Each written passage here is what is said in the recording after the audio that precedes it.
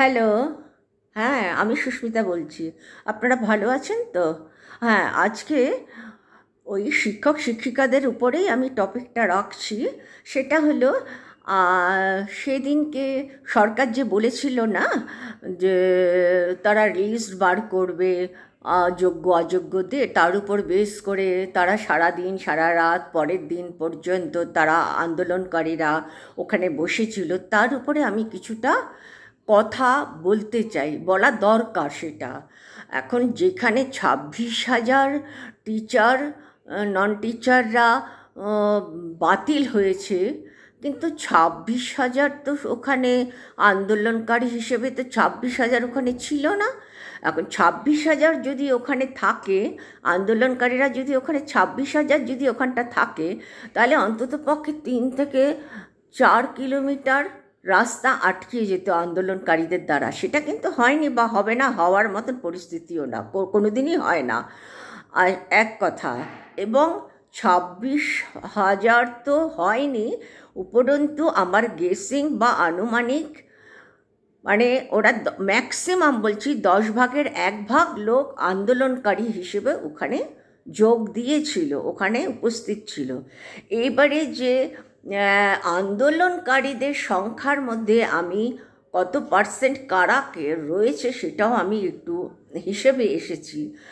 কারণ ওখানটা আপনি 20% তো অন্তত পক্ষে জার্নালিস্ট বা ছোটোখাটো মিডিয়া বা বড় মিডিয়ারা উপস্থিত ছিল। হ্যাঁ, 20% উপস্থিত ছিল। 10% ধরে নিন বহিরাগত বা বাইরের লোক। তার কারণটা হচ্ছে, এই যে আন্দোলনটা হয়েছে এখানে তো আর টিকিট সিস্টেমে ঢুকানো হয়নি, এটা অবাধ স্বাধীনতা ছিল।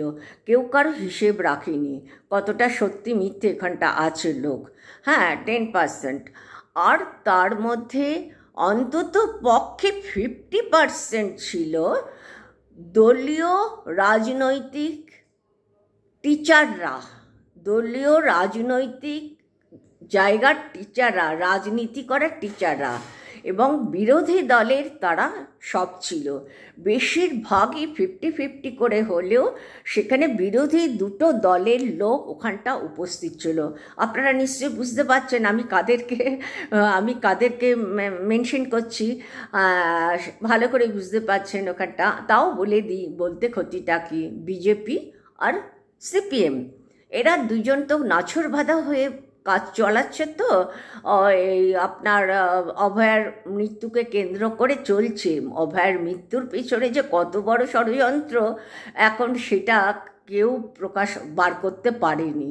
তবে একটা জিনিস বুঝতে পেরেছি, যেটা এইটার পরিণতি কোথায় দাঁড়াবে বোঝা খুব কঠিন।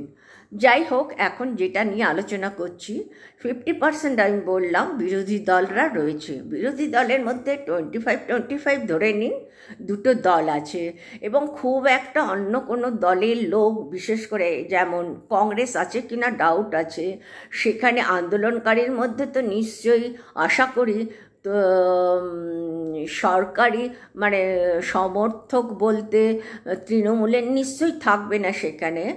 আর বাকি যারা রয়েছে তারা সব বেসিক্যালি আন্দোলনকারী। তাহলে এখানে 20-10 আর 50%, তাহলে কত হলো? সেখানে 80% লোক এখানে রিজার্ভ করে রেখেছে আপনার আন্দোলনের জায়গাটা। আর 20% হলো টিচার সম্প্রদায়, যে টিচাররা সত্যিকারে সৎভাবে আন্দোলন করে ওরা কিছু একটা সমস্যা সমাধান করার চেষ্টা করছে। কিন্তু তারাও বিরোধী দলের দ্বারা অনুপ্রাণিত বা ফোর্সলি তাদেরকে করানো হচ্ছে, যেটাতে তারা ভয়েতে এটা করতে বাধ্য হচ্ছে। যাই হোক, সেটা আমার এটা কোনো কথা না। কথাটা হচ্ছে এই যে মানে মানে চতুর্দিকে মিডিয়ারা যেভাবে মানে মানে বলা যাচ্ছে না, এত বিচ্ছিরিভাবে এটাকে কেন্দ্র করে আবার এটাকে কেন্দ্র করে মানে লিখেই যাচ্ছে। খুব লজ্জাকর ব্যাপার হয়ে দাঁড়িয়েছে। আর এমনভাবে চাপে রাখছে সরকারকে, সরকার চেষ্টা করে যাচ্ছে, কিন্তু তবুও তারা মানছে না, শুধু বলে যাচ্ছে তারা মিথ্যে কথা বলছে, মিথ্যে কথা বলছে। মানে ওইটা পুরো বিরোধী দলের লোকেরা বলছে, সম্পূর্ণ বিরোধী দলের লোকেরা বলছে। এমনও জায়গা থেকে কথা শুনেছি যে এই যে 26,000 বাতিল করে দিল, যে কেস ঠুকেছে বা যে মামলা করেছে সে তো A to Z জানতো, সে কি করে 26,000 টিচারকে বাতিল করে দেওয়ার মামলাটা ঠুকলো, কি করে সেটা সম্ভব? সে কি তাহলে করছে? তার কিচ্ছু না, সে যে ঠুকেছে তার একটাই হচ্ছে প্রতিহিংসা। সে তো আর মুখ্যমন্ত্রী হতে পারেননি, সে অনন্তকাল ধরে তো সে শুধু তার দলই করে গেছে, কিন্তু পয়সা প্রচুর করেছে, পয়সার কোনো অভাব নেই তাদের, পয়সারও অভাব নেই, সংসারও আছে, সবই আছে, যতটুকু খবর টবর পেয়েছি। এখন ব্যাপারটা হলো, একটা নারীর প্রতি আপনাদের এত অসম্মান, এত হিংসে, এত প্রতিহিংসে, বেপরোয়াভাবে আপনারা বলে যাচ্ছেন যে চোর, ওর বাড়িকে আমি পুরো জেলেতে ঢোকাবো, ওর পরিবারকে জেলেতে ঢোকাবো, ও একটা চোর। আরও কত কিছু শব্দ আছে যেগুলো আমি মনে করতে পারছি না। আমার খুব খারাপ লাগছে, প্রত্যেক মুহূর্তে শুধু মিথ্যের পর মিথ্যে বলে যাচ্ছে, মিথ্যের পর মিথ্যে। মিথ্যে কেন বলবে আপনাদের? বারবার বলছে আপনাদের পাশে দাঁড়িয়েছি, আর বারবার জনতা এক কথা বলছে যে সে চাইবে, সে চাকরি দিয়েছে, সে চাইবে আপনাদের চাকরিটা খেয়ে নিতে। আপনারা বলুন, আপনারাই বলুন না, সে কি চাইবে আপনাদের চাকরিটা খেয়ে নিতে? হ্যাঁ, জনগণের কাছে আমার একটাই প্রশ্ন, যে আপনারা একটা বোঝার চেষ্টা করুন। একটা মন্ত্রী যখন চাকরিটা দেবে, সে আবার 7 বছর বাদে তাদের চাকরিটা খেয়ে নেবে? এটা কী ধরনের কথা? এবং সেই চাকরি করা মানে শিক্ষকরা যারা আন্দোলন করছে, তারা এটা নন স্টপ কিন্তু এটা বলে যাচ্ছে, নন স্টপ বলে যাচ্ছে। আমার খুব খারাপ লাগছে এটা শুনে, মানে যুক্তিহীন লাগছে। একটা যে চাকরি দিয়েছে সে 7 বছর বাদে তার চাকরিটা খেয়ে ফেলবে তাদের, হ্যাঁ, আর বারবার তারা মিথ্যে কথা বলে যাচ্ছে শিক্ষকদেরকে মিথ্যুক মিথ্যুক বলে। মানে মানে ভাষার তো কোনো সৌন্দর্য নেই। আমার সবচেয়ে খারাপ লাগছে যে আপনারা শিক্ষক শিক্ষিকা হয়ে কিভাবে এইভাবে আপনারা একজন মহিলা হয়ে একজন মহিলাকে ছোট করছেন, এবং আপনারা আমাদের দেশের রাজ্যের লোক হয়ে একজন মন্ত্রীকে এইভাবে খারাপ ভাষাতে আপনারা ওনাকে আক্রমণ করছেন। প্রত্যেকটা কথার মধ্যে বলে অপদার্থ মন্ত্রী, অপদার্থ সরকার। এ কী কথা? অপদার্থ সরকার? কে পদার্থ সরকার? 34 বছর যে বাম রাজ করে গেছে তার হিস্ট্রিটা যদি আমরা দিই, আপনাদের যারা ইয়াং জেনারেশন, যারা তাদের দ্বারা চালিত হচ্ছেন, তাদেরকে গুরু বলে জানছেন, তা আপনাদের দলের মানে বাক্যকে একেবারে কি বলবো, বেদ বাক্য না, মানে মানে উপর থেকে ভগবানের দৈব বাণী এসে আপনাদের কানের মধ্যে পৌঁছে দিয়েছে। তাও যদি হয় যে হ্যাঁ আপনারা চীনের লোক, আপনারা চীনেরও লোক না, অন্য রাজ্যের লোক। আচ্ছা, অন্য দলের সম্পর্কে বলি, যেটা হলো বিজেপি, তারাও ঠিক সেটাই করছে, তারাও ঠিক এই একই করছে, দুজনে হাত মিলিয়ে। কি অদ্ভুত না? আমার কাছে ওইটাই অদ্ভুত লাগে যে গঠবন্ধনে মানে সিপিএম গঠবন্ধনে যুক্ত থাকার পরেও হ্যাঁ তৃণমূলকে কীভাবে আক্রমণ করছে, কিচ্ছু না, কোনো কারণই না।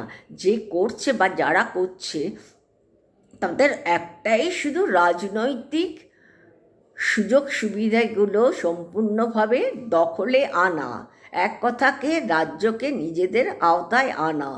কিন্তু এইটা কি বাম বুঝতে পারছে না, সিপিএম, যে 34 বছর বাদে যখন আপনারা আবার মানে এই আপনারা আন্দোলনে নেমেছেন, আমি এমন কিছু শুনেছি, পড়েছি বা আমার সঙ্গে কথা হয়েছে, তারা একজন বলছে আন্দোলন করতে ক্ষতি কী? আমরা তো জানি আমরা আর বাংলাতে কোনো রাজত্ব করতে পারবো না, কিন্তু আন্দোলন করতে ক্ষতি কী?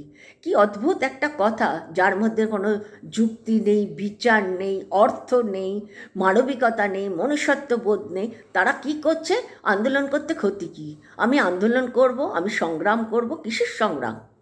সংগ্রামটা কিসের আপনি করবেন সেটা তো বলুন।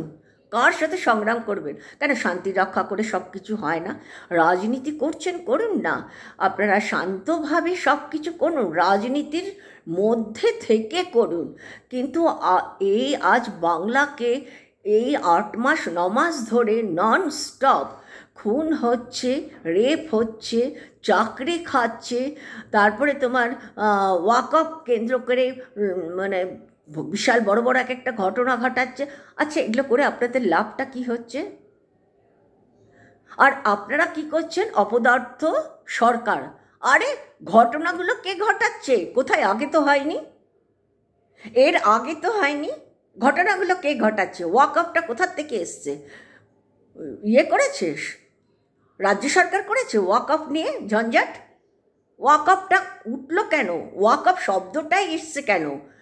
এইটাই হলো কথা। ওয়াকআপটা অনেক পরে। কিন্তু আমার যেটা বক্তব্য, 27,000 টিচারের উপরে যে ধরনের মন্তব্যগুলো যারা করছে বিভিন্ন জায়গাতে, এমনকি মানে বড় বড় লোকেরা এই কথাও বলছে যে মিডিয়া তো পুরো কিনে রেখে দিয়েছে, চ্যানেলগুলো তো তাদের আওতার মধ্যে রয়েছে, আর তারা তাদের মতন করে এমনভাবে প্যাচ খেলাচ্ছে আর উল্টোপাল্টা ভিডিও সব দেখাচ্ছে, মিথ্যে কথা বলছে, যেটা আদৌ বাস্তবে না। ঘরে ঘরে এই কথা চলছে। আপনারা কটা মানুষের ব্রেন ওয়াশ করবেন? কটা মানুষের ব্রেন ওয়াশ করবেন এইভাবে? এইভাবে কি রাজনীতি হয়? রাজনীতি করুন আপনারা, রাজনীতি করে আপনারা আসুন না, সরকারের জায়গায় আসুন, আমি তো বলছি কোনো অসুবিধে নেই। কিন্তু মানুষের ক্ষতি করে কেন করছেন? কত মানুষের পেট রয়েছে। হ্যাঁ, একটা অভয়াকে কেন্দ্র করে আপনারা 6 মাস 7 মাস কি করলেন?